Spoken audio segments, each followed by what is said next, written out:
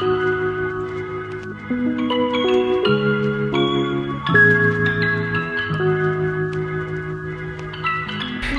y'all, so in this video I'll be spilling all the tea of life as a licensed aesthetics instructor. Okay, yes, all the tea. I'll be going over things like the process, the pay, the experience, life after an aesthetics instructor, and is it really worth it? All right, but I'm gonna let y'all decide that, but stay tuned. How to become a licensed instructor? All you have to do is go to your alma mater or a school of your choice that's offering the instructor's program, submit your documentation, and then you'll be enrolled for that time slot. Okay, you'll learn different ways that students learn. You'll learn different seating arrangements. You'll learn how to do a lesson plan, how to do demonstrations, presentations, how to deal with clients who have disciplinary problems. So that theory is very important because you are very hands-on with your classmates as well as the instructor, and you get a chance to practice for how you will be in a classroom setting. After so many months of theory, you will then be transferred to a classroom with a teacher, okay? So you would then be the secondary teacher. Of course, they are the primary because that's their class. So basically what you would do for a few weeks is do shadow work. See how they operate the class, get to know some students, and then after so many weeks, it is your turn to teach. When it's your turn to teach, you would either do mornings or you would do towards when the class ends, meaning you may have to teach the morning lesson and they teach the night lesson, or you would teach the night lesson and they teach the morning lesson. It's just for you all to alternate, all right? And then you will actually have to go based off the lesson plan that that school has, and hopefully they have a correct curriculum, because then you could just go based off the slide, but you will also have to be knowledgeable in your area as well. During the instructor's program, they do not teach you how to do services. Again, that's up to you, but they teach you how to be a teacher. So when you are in that classroom and they ask you things regarding services, you have to be knowledgeable in the industry that you are in to provide those answers. So during that process of me shadowing with a teacher, I also learned how to put in grades, how to put in sign-offs. I was also able to learn how to do write-ups if, you know, in case of a student wanted to be defiant. So basically you are in a teacher's position. You're just like the secondary teacher, but they have to respect you like the teacher. You know, if they choose to, because these people is crazy. So they have to respect you like the teacher and so forth and so on. Now, let's fast forward. After I graduated from the teacher's program, I took a break for about 4 to 5 months. And then the beginning of January of 2023, I began to actually go and teach at the school as an actual employee, okay? Now, this is where the experience comes in. So when I first became a teacher, I took over a class, okay, that was not my original class. Now, what I will say about taking over someone else's class, you get to see what they learned and what they didn't learn, okay? And sometimes you get frustrated because the students are frustrated because you have to make sure that you or they have went over things that they were supposed to.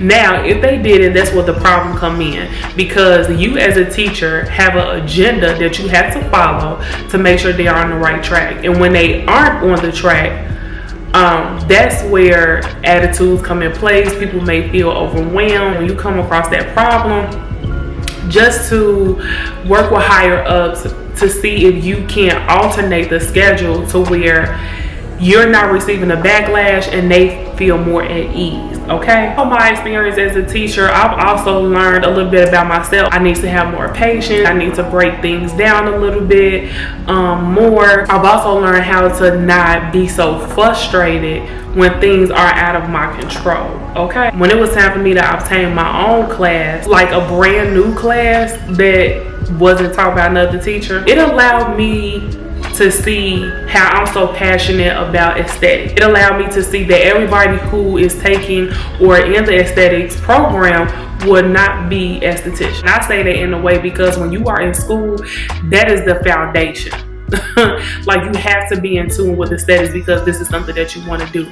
So being an instructor, it was very hard seeing that some people would not come to class for days or weeks, or they wouldn't pass so many tests, or the attendance is low, and it's just like, It's just like at some point in time, I had to only focus on the students that were there to actually learn and wanted to take this serious, because this is something that they actually, want to do. For the students who didn't learn, you don't stop teaching them. I just feel like I didn't really put my focus into them, because I know how passionate I am.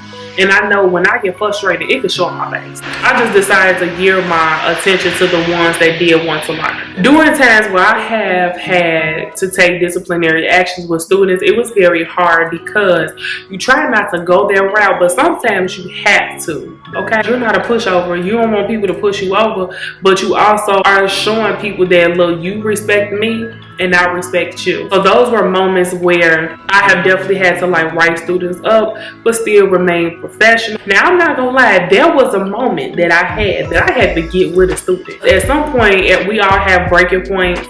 I don't regret the decision, because you grown just like how I'm grown. I work here and you go here. You reach a breaking point, you gotta let people know you ain't no pushover, okay? That's another hard part, because now all of us being adults, and people think that they could just do and say anything and you not do nothing because you work at the school. No. That's another thing. Always make sure that management has your back when you know that you have not done nothing wrong, or when you have to take that route where people push you to your breaking point. Okay. Also, being a teacher, you have to make sure that you are on it with the lesson plan. You are going over the material, pronouncing all the words throughout the slides. Know what you're talking about that you're experiencing in this area. There are moments where if I did not know how to answer a question, I would be very transparent, because I'm not just telling them anything. So I would say, being an instructor too, be transparent. Don't try to be somebody that you're not. Don't try to know everything, because we all don't know everything. Be knowledgeable in your field and teach them the best of your ability. Encourage your students to also do their research at home. That was another thing that I learned working with students. They want to be handheld.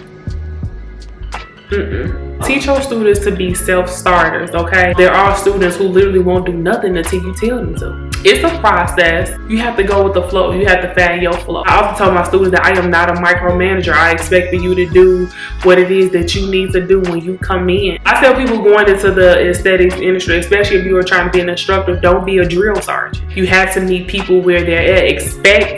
Expect greater from them, but I think you both have to grow there, be understanding to a certain extent, okay? I was very fun with my students, but I also told them, listen, this has to be due this day, this has to be due this day, this has to be due this day, okay? We always stuck with that. Now, if they were doing good as a whole, sometimes we're gonna bend the rules a little bit, but if they wasn't, this is what's due, this is what's due, this is what's due.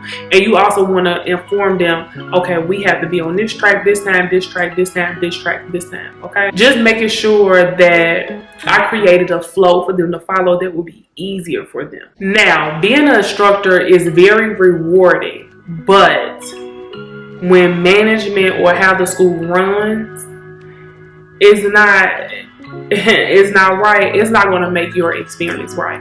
I'm a person that likes organization, fairness, for it to be, kind of easy one. I know things are not perfect, but anytime when you are working in a space where employees and y'all are on the same level or feeling like they're the boss, that's the problem. I'm not going to say that's what happened with me, but there's some of the things that I have seen and encountered.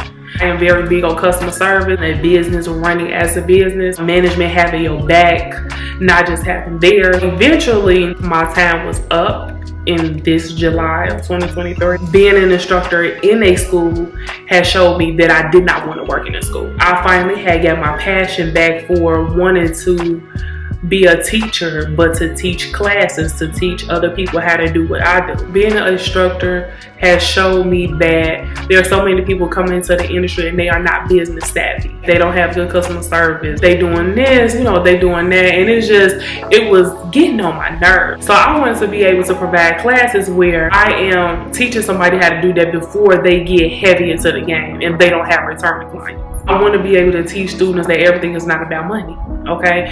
If you really love what you do it right, or you do it to the best of your ability, not just doing it because you're trying to make money. So I would definitely say being an instructor's program, it has its challenges, especially when you get those hard students. But it also will show you if this is meant for you or not. When it comes to pay, I was a part-time night teacher. I worked from 5 p.m. to 10 p.m. The pay, the ghetto. now I know y'all think, okay, you was working part-time, but let me tell you, for 2 weeks, my checks would be at least $750 or a little bit over. It was always in like the 700s range for those 2 weeks. Meaning out of the month, I will be getting between $1,400 to $1,500. Now to y'all, that may think like, oh, that's decent, but me, somebody that got bills, that just wasn't enough, all right? The only time that I really seen like close to a nine or $1,000 check was when I was like doing 12-hour shifts. I would come at 9 o'clock in the morning for class and I would stay until 10 p.m. So there's a 9 a.m. to 10 p.m. If I would do a couple of those days, that's when I would see like $9 to $1,000 some check. But because I was sticking to my 5 to 10 or my 4 to 10 if I would come early, I would see between $700 to $800 check. So in a month, I would be making $1,400 to $1,600. That ain't enough for me. And also as a teacher too, you see how you do more than what's required. I was literally doing more than what's required, okay? And I just needed a little bit more bank. I was making $21 an hour, $20 or $21 an hour. I feel like when you are in a trade, because we are considered trades, that number need to go up. I need to be getting at least $24 to $25.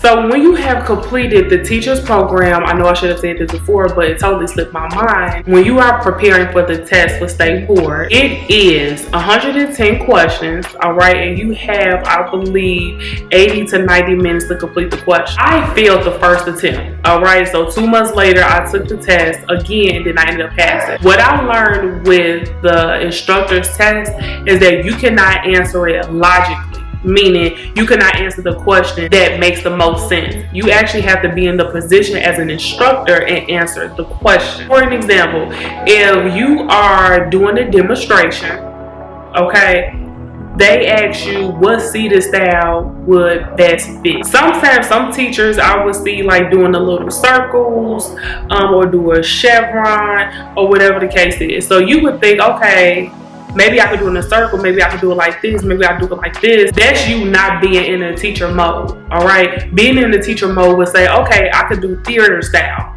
Theater style is having all these seats and you are in the front, okay, where people are watching you. Or if you're trying to show a video, what style would be best? If you're showing a video, you would do it in theater style as well. Why? Because people need to see the video.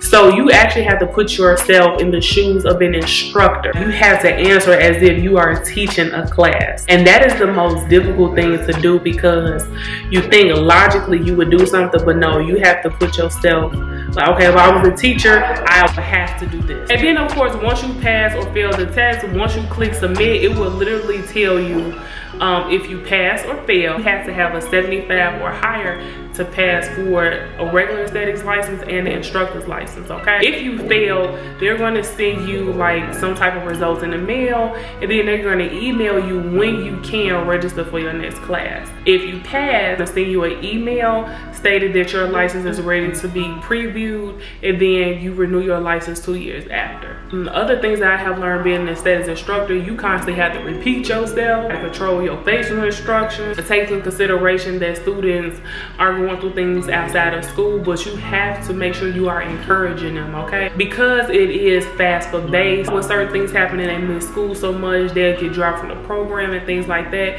So encourage them to talk to higher ups to where they can try to figure out something for them to stay in the program. Just making sure you are somebody that they want to learn from. That is the reason why I talk the way that I talk, because I want them to be receptive into what I'm saying and how I am trying to teach them. Making sure that you are up on your skills, so that way they won't be having a hard time learning. You as the instructor or as someone who has a business should be teaching how to do something more simpler for them to be ready for when they leave, okay? I would say the experience was pretty cool.